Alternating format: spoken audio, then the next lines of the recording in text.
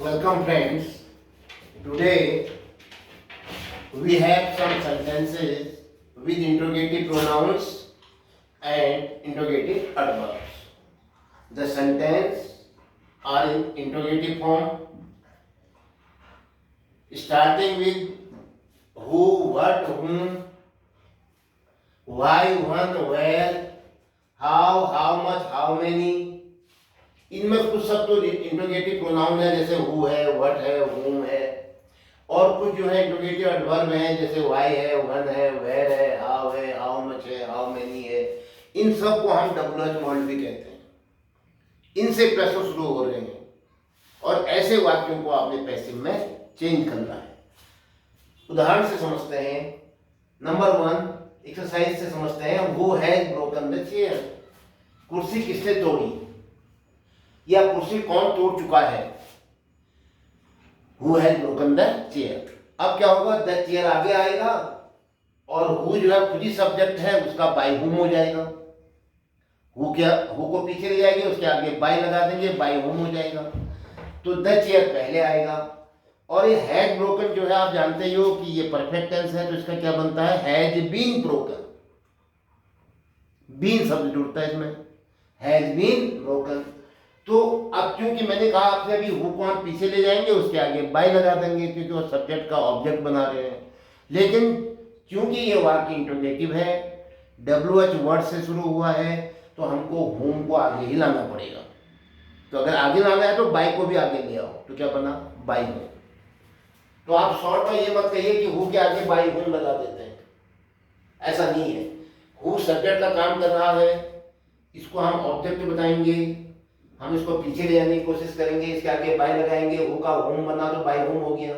अब दोबारा कहोगे क्योंकि ये वाक्य इंट्रोगेटिव है और WH से शुरू हो रहा है, तो इसलिए बाय होम को हमें आगे ही रखना पड़ेगा. तो क्या बना, bye home.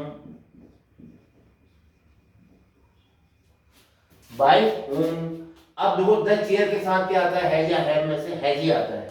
Bye whom has the chair, ये बना ऑब्जेक्ट. और बाकी क्या बचा था, आपने कहा था पहले हैज बीन ब्रोकन होता है, तो बीन बचा, been broken. Question mark. By whom has the chair been broken. कुर्सी किसके द्वारा तोड़ी गई थी, तोड़ी जा चुकी है, सॉरी तोड़ी जा चुकी है, तोड़ी गई है, तोड़ी जा चुकी है. यस. Who insulted you. आप का किसने अपमान किया, तो फिर हु शब्द आ गया. उत्तर मिलेगा इससे, वो सब्जेक्ट होगा, तो हु को भी हम सब्जेक्ट मानते हैं, तो हु का ऑब्जेक्ट बनाओ हुम. हुम के आगे बाय लिख दो, बाय हुम पीछे गया, लेकिन WH वर्ड होने के नाते हमको इसको पहले ही लिखना पड़ता है, तो इसका हमको क्या करना पड़ेगा, बाय हुम. क्लियर हो गया. फिर क्या आएगी ऑक्सिलरी वर्ब. देखो इंसल्टेड है, सेकंड फॉर्म है, तो क्या होता है सेकंड फॉर्म में, यानी पास्ट इंडेफिनिट में वॉज वेयर प्लस वर्ब की थर्ड फॉर्म, या तो वॉज इंसल्टेड होगा या वेयर इंसल्टेड होगा. अब सवाल ये है कि ऑब्जेक्ट क्या है, यू है, इसको आप सब्जेक्ट बना रहे हो, तो यू के साथ क्या आता है, वेयर. तो बाय होम वेयर को आपको आगे लिखना पड़ेगा क्योंकि इंट्रोगेटिव सेंटेंस है. किससे आगे लिखना पड़ेगा, सब्जेक्ट से. सब्जेक्ट क्या बन गया, यू. ये वाला यू आगे जाके सब्जेक्ट बना और वो यू ही रहा. By whom were you, third form. ये इंसल्टेड सेकंड फॉर्म है. अब आपको थर्ड फॉर्म चाहिए, insult, insulted, insulted. By whom were you insulted.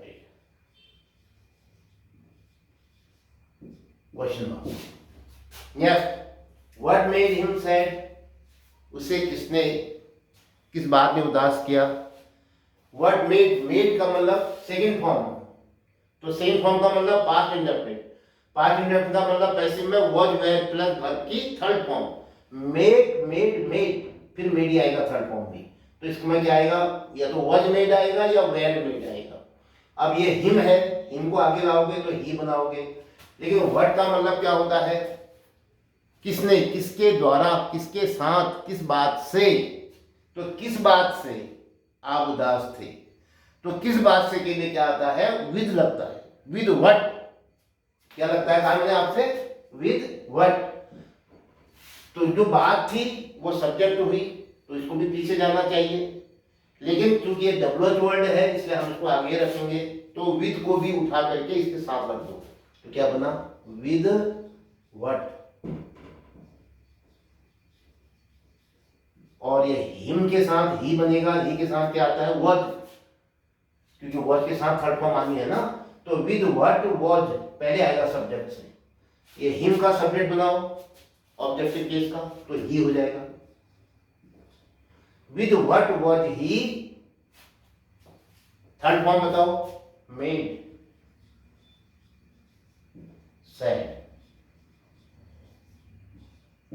किस बात से तुम्हें उदास किया था, किस बात ने तुम्हें उदास किया था।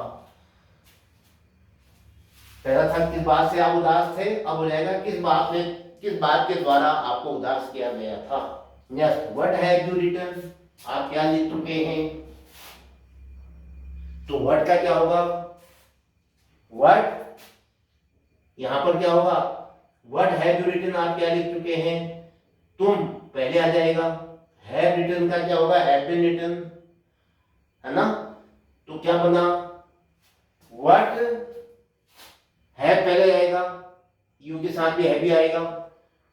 What have you been written, यहां पर बीन नहीं आएगा, यहां पर क्या बना, what have you written, what have you been written, बस परफेक्ट है, what have you been written.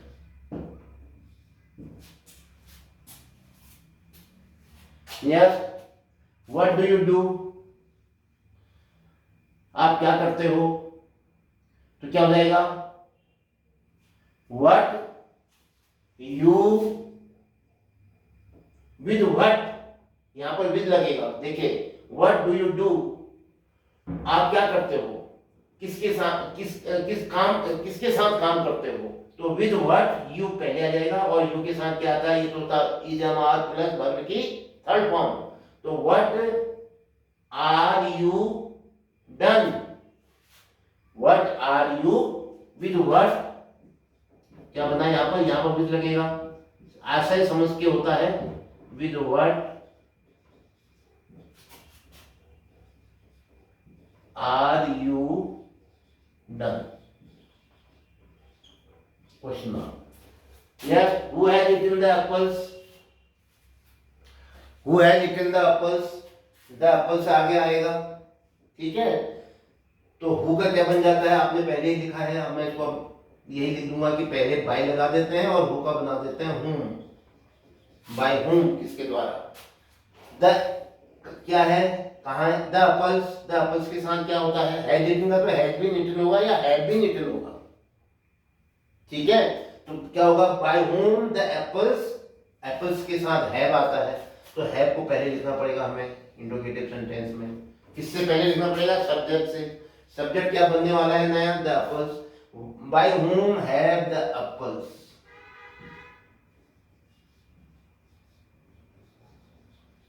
by whom have the apples been,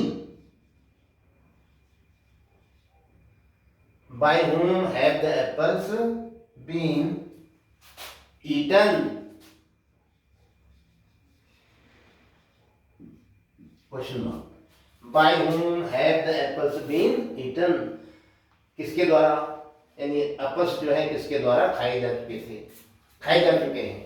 Whom did you give the pen, किसको कलम दिया आपने, Whom did you give the pen, कलम आपके द्वारा किसको दी गई, तो whom का क्या हो जाएगा, to whom, इसको भी शॉर्ट में मैं यही बता देता हूं आपको, अब to whom किसको। Did you give the pen, did you give का मतलब वर्ब सेकंड फॉर्म है, ठीक है, पास्ट इंडेफिनिट है तो was were प्लस वर्ब की थर्ड फॉर्म। तो यू आना, डिड यू है, यू तो यहाँ चला जाएगा, द पेन पहले आएगी तो पेन के साथ वॉज आता है, तो to whom was the pen, was पहले लिखना पड़ेगा सब्जेक्ट से इंट्रोगेटिव में, वॉज द पेन। अब थर्ड फॉर्म बताओ गिव की, given, by whom was the pen given अब यू है सब्जेक्ट, इसको पीछे लाओ, बाई हूं, क्वेश्चन मार्क। टू होम किसको आपके द्वारा कलम दी गई। Why did you write such a letter, ऐसा पत्र आपने क्यों लिखा। तो क्या कहोगे, वाई का वाई रहेगा, सच ए लेटर क्या आ जाएगा, पहले आ जाएगा। सच ए लेटर के साथ क्या आता है, क्योंकि डिड राइट का मतलब रोट है, या ये कहो कि पास्ट इंडेफिनिट है इंट्रोगेटिव में, तो आप क्या करोगे, डिड को वॉज या वेयर में बदलो, जैसा भी आपको तरीका अच्छा लगता है। डिड बदल जाता है वॉज या वेयर में, ये भी एक तरीका है सीखने का। नहीं तो हम सिखाते हैं कि डिड और राइट को मिला हुआ रोट, और रोट का होता है वॉज वेयर प्लस वर्ब की थर्ड फॉर्म। इंट्रोगेटिव है तो वॉज वेयर जो आने वाला है उनमें से एक, उसको आगे रखो, ऐसे सिखाते हैं। चलिए, और शॉर्टकट ये भी कर सकते हो आप, डिड को हम वॉज या वेयर में बदल देते हैं। तो क्या कहा आपने, वाई बोलो, वॉज या वेयर आना है, लेकिन किसके अनुसार आएगा, सच a letter. Such a letter के साथ वॉज आता है, why was such a letter. Third formula हो, रिटर्न,